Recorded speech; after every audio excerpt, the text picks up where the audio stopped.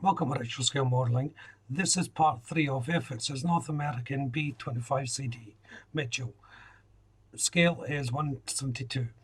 Now, in part 1, I introduced the kit. Part 2, I started to build with building the cockpit and closing off with joining the two fuselages together.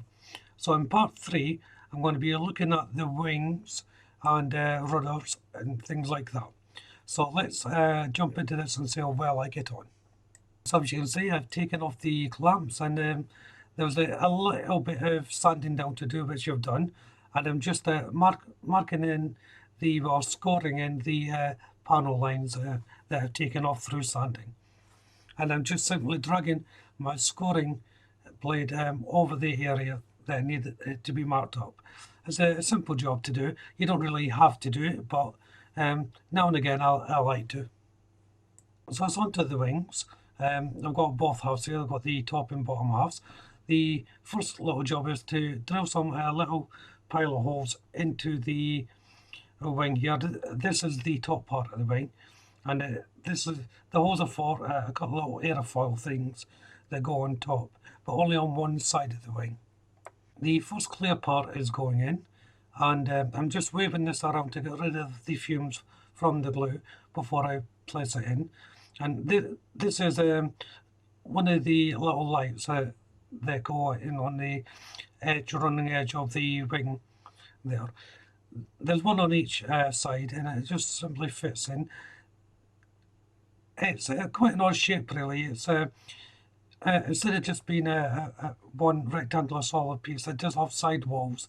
It does make it easier to fit, though.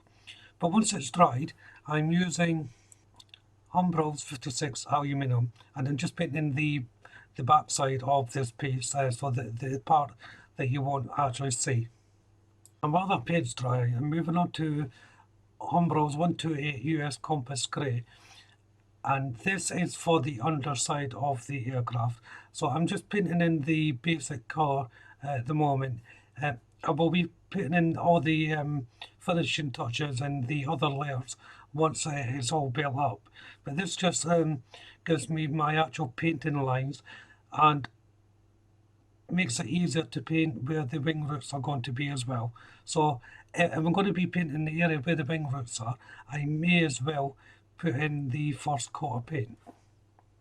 Also, I'm painting the wings. If your wings are two different tone colours, as in from the top to the bottom, it's wise to paint them now. Or otherwise, you're going to be using masking tape and things like that, so that you're not encroaching onto the other colour. Hence, that's why I paint a lot of things before I assemble them. For the main colour, I'm using Humbrol 237 Desert Tan. I thought it was a bit harsh, so I've lightened it down with some 34 white matte Humbrol, and it's only a few drops of white added to the tan colour. Humbrol actually wants a colour called 250 matte desert sand, but this is a fairly close match if you don't have it. They don't have this colour in acrylic, so you would have to make it up anyway if you're only using acrylics. They do have that colour in enamel, but I never paint with enamel paints. I'm moving on to the engines, and I'm using Humbrol's 53 gunmetal as my main colour here. But once the paint's dry on the wings, I can then assemble the wings. And it's just simply the two halves placed together. They are little location points on them for you to follow. So it's a fairly simple process. I actually forgot to put these on. These are the two little airfoils that I drilled the holes for. So I forgot to put them on before I painted. It's not a drama. The paint's thin enough that the cement will eat through it without any problem. It's then to put the wings on. Now, the instructions say build the wings up onto the support beams first instead of building the wings and pushing them on. I found it easier just to place them on this way to get a better contact with the wing roots to the fuselage. But there will be a need for a couple of clamps just on the roots to make sure everything's secure. The previous aircraft I did, the Lancaster, built the wings up on the actual supports. that went okay, but it was just easier to build them and push them on. As long as you got enough room to push them onto the supports, that would be my recommendation. So in this kit, instead of giving you the windows, they've given you a whole side panel of clear plastic with the windows moulded in. So therefore you have to put this quite carefully around the mould. You can mask it off obviously if you're more comfortable doing it that way. Why they did it this way, I'm not too sure. It would have been less expensive just to have the fuselage in one part and give me the windows like they do in every other kit. But there you go, they've done it this way. So it's just going to need a careful bit of painting at this stage. Next for the rear wing or the tail wing and the stabilisers. So it's the stabilisers here, and this is in three parts. So you have the main flap, and the other two parts are the actual main stabiliser itself. Now this is designed in such a way that you can move the rudders or flaps, whatever, if you wish. I didn't bother with that. I wanted them as a solid piece, so I just cemented them all together. But you can have them as a moving part if you wish.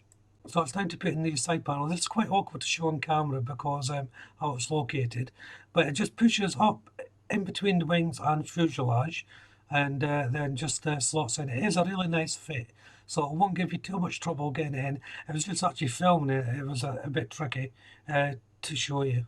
Now placing on the tail fin, I didn't hit record, so I've just taken a little shot there so you can see it in place. But the assembly was fairly straightforward. Once the pieces are together, it was just a matter of putting it onto the housing on the fuselage. It's onto the landing gear struts, and they're painted in Umbro 56 aluminium. As you can see, the location points are fairly standard. It will just fit in there. It's actually a nice anchoring point for these struts.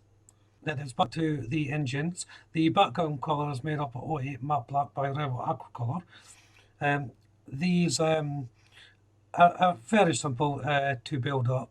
There is scope if you want to put more detail in, but you don't really see much more out of them once they're inside the engine, the cowl itself. So it's up to the builder. You can add the copper wiring and things like that if you wish, but you know, it's not really necessary.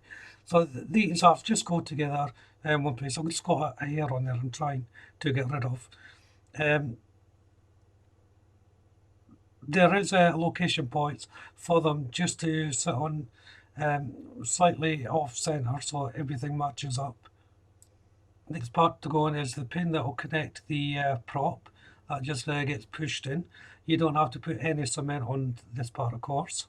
And that just gets popped onto the middle.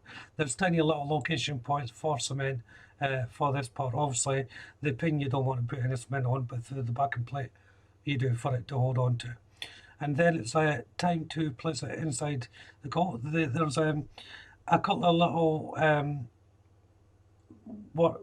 pieces to go on the outside. It's almost, I don't know what they're for, but they're sort of like air vent things that go on. There's I think it's 6 in total that go around the outside. Once they're on, the engine just gets pushed on inside the cowl. The little lip inside there for it to rest on, and then the exhaust ring or whatever it's called is on the outside. Now this only goes in one way, so just be careful with your placement of this. There is 3 little location points to match up so that you can get it in the right place. And this is will end part 3. So if you haven't done so already, why don't you check out the video for my other builds. Subscribe to the channel. If you do, make sure you hit that notification bell. Don't forget to hit the like button, leave a comment, and of course you can share the video. But for now, thank you all very much for watching. Bye bye.